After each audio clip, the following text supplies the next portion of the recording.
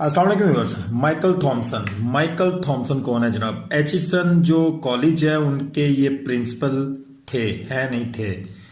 मसला ये है कि नून लीग की गवर्नमेंट के एक वजीर रह चुके हैं आहद चीमा साहब। उनके दो बच्चे वहाँ पे पढ़ते हैं। उनकी फ़ी के स्केजुअल को लेकर उनके दरमियान जो है वो 2022 से ऑनवर्ड 2024 तक ये जो है क्लश चलती हुई आ रही थी।